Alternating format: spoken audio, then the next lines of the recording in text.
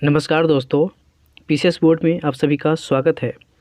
आज हम जानेंगे कि बीपीएससी की तैयारी कैसे करें। इस वीडियो में आपको बताते हैं कि बीपीएससी अभी जो 67वीं की जो बीपीएससी 17वीं की जो वैकेंसी आने वाली है उसकी आप तैयारी कैसे कर सकते हैं। आपको मालूम ही होगा कि बीपीएससी जो है अपना पैटर्न चेंज कर दिया है। जो 68 और 69 जो बीपीएससी हुआ है उसका जो पैटर्न है पूरा चेंज हुआ है। जो प्रीवियस पैटर्न था बीपीएससी का उसे पूरा एकदम चेंज कर दिया है। तो अब आपको अपनी जो आपकी जो तैयारी है उसकी जो तरीका है उसके तरीका में आपको बदलाव करना चाहिए, क्योंकि अब जो है बीपीएससी सिर्फ घटना चक्र, लूसेंट और जैसे स्ट्रेटजी के जो पोर्शन हम लोग पढ़ते आए हैं शुरू से, अब सिर्फ उससे तैयारी इसकी नहीं की जा सकती है। इसकी तैयारी के लिए अब आपको एनसीईआरटी और थोड़ा सा जो स्टैंडर्ड बुक है आप जो पता ही होगा कि यूपीएससी एंड पीसीएस के लिए कुछ पॉपुलर बुक्स हैं, तो आपको अब बीपीएससी के लिए भी आपको वही रीड करना ही पड़ेगा। तो अभी आप लोग देखिएगा, चलिए बताते हैं कि कैसे तैयारी करें अभी। तो आप लोग जो है ना एनसीईआरटी के लिए आप 6, 7, 8 और 11 और 12 की जो हिस्ट्री की जो किताब है इसको आप पढ़ लीजिए। यहाँ से आपको लगभग क्वेश्चन जो गहराई वाले जो पूछे जाएंगे, जो थोड़ा सा डीपली क्वेश्चन पूछेगा, आपका लगभग इससे कंप्लीट हो जाएगा। सिर्फ इतिहास आपको पढ़ना है 6, 7, 8 और 11 और 12 की पढ़नी है, क्योंकि 9, 10 में जो एनसीईआरटी के जो हिस्ट्री है उसमें आपको वर्ल्ड हिस्ट्री है, तो वर्ल्ड हिस्ट्री बीपीएससी में नहीं पूछता है फ़िलहाल पीटी में।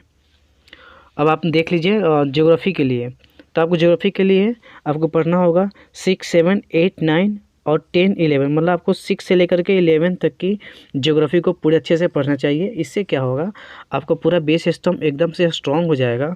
इसके बाद आप स्टैंडर्ड बुक्स को पढ़ेंगे तो आपकी जो समझ है टॉपिक्स पर काफ़ी बढ़िया बन जाएगी। उसके बाद आप पॉलिटी की बात करते हैं, तो पॉलिटी के लिए आप सिर्फ और सिर्फ 11th की एनसीईआरटी पढ़िए। 11th की एनसीईआरटी एक तरीके से रामबाण है यूपीएससी के लिए और बीपीएससी के लिए। उसके बाद आप साइंस की बात करें तो आप साइंस के लिए जो है आप 9th और 10th की जो है एनसीईआरटी आप पढ़ सकते हैं।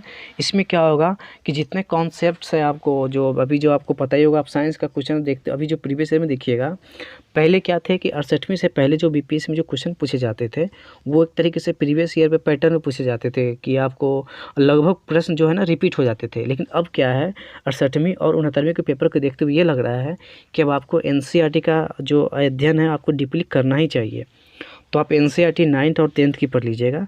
इससे आपकी लगभग साइंस बढ़िया हो जाएगी। आप चाहिए तो एनसीईआरटी के लिए कुछ जो सार वगैरह होता है, एनसीईआरटी सार या दृष्टि आइस वगैरह का जो एकदम स्पेशल साइंस के लिए जो एनसीईआरटी कवर करने वाली जो बुक निकलती है, आप उसका भी पढ़ सकते हैं।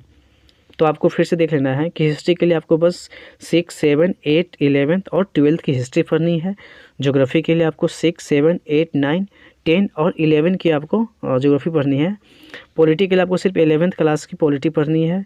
उसके बाद आप साइंस के लिए 9th और 10th की जो साइंस की बुक आती है एनसीईआरटी की, आपको बस वो पढ़ना है।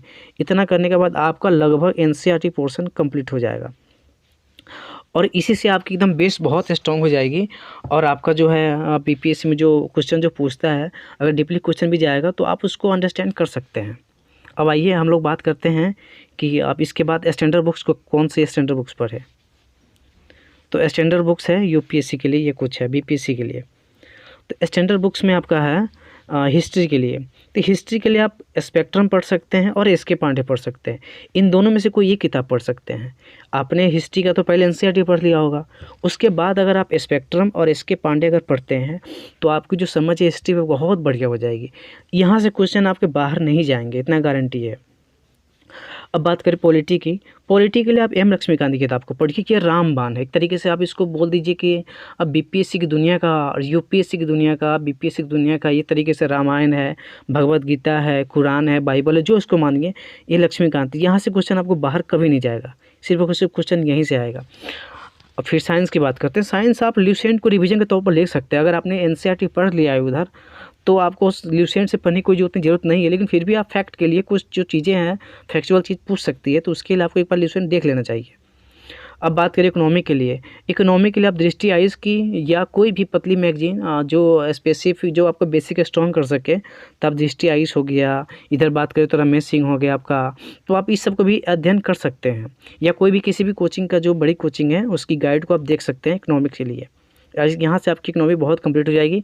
और इकोनॉमी में क्या होता है कि आपको करंट स्पेसिफिक क्वेश्चन पूछे जाते हैं स्टेट पीसीएस और यूपीएससी जैसे एग्जामों में। तो आपको मैगजीन भी देखना पड़ेगा, जो करंट की मैगजीन में इकोनॉमी से क्या क्या मतलब जो टॉपिक है इंपॉर्टेंट है उसको आपको देखना पड़ेगा। और उसकी बेसिक के लिए आप जो है दृष्टि आईएएस या कोई भी जो आपको अच्छा लग रहा है इकोनॉमी के लिए, यहाँ तक आप ल्यूसेंट से भी बेसिक जो है उसको कवर कर सकते हैं। तो ये हो गया आपका। उसके बाद करें ज्योग्राफी के लिए। ज्योग्राफी के लिए आप माजिद हुसैन साहब की या परीक्षा बानी, इन दोनों में से कोई भी एक पब्लिशिंग किताब आप पढ़ सकते हैं।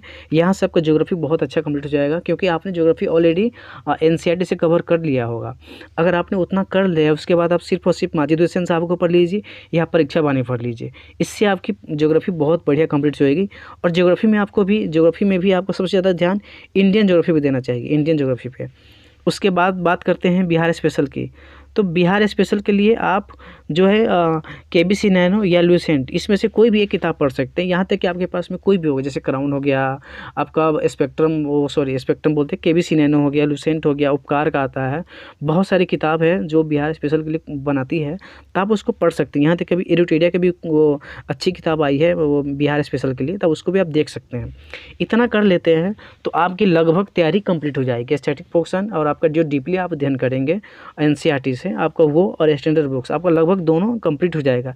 यहाँ से आपके क्वेश्चन नहीं छूटेंगे। अब बात करते हैं कि करंट के लिए आपको क्या करना चाहिए।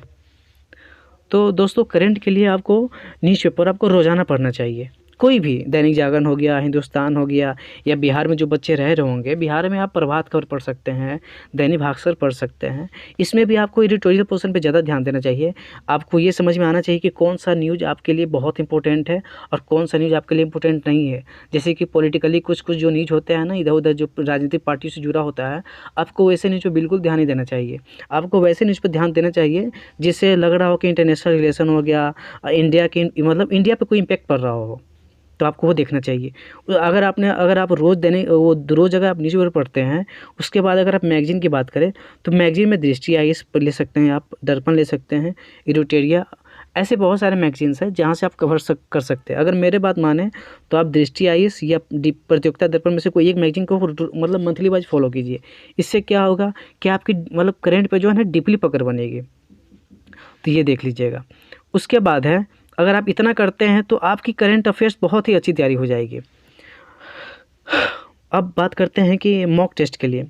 आपको मॉक टेस्ट जो है ना, अगर आपकी तैयारी अगर मान लो आपने इतना कर लिया है, तो आपको किसी भी संस्थान की कोई भी जो बड़ी कोचिंग है वहाँ से, या छोटी कोचिंग है कोई भी है, ये आप एक तरीके से स्टैंडर्ड जो मतलब वैसी कोचिंग जो बीपीएससी के लिए स्टैंडर्ड को है ना फॉलो करता हो, आप उस कोचिंग का मॉक टेस्ट ज़रूर लगाएं।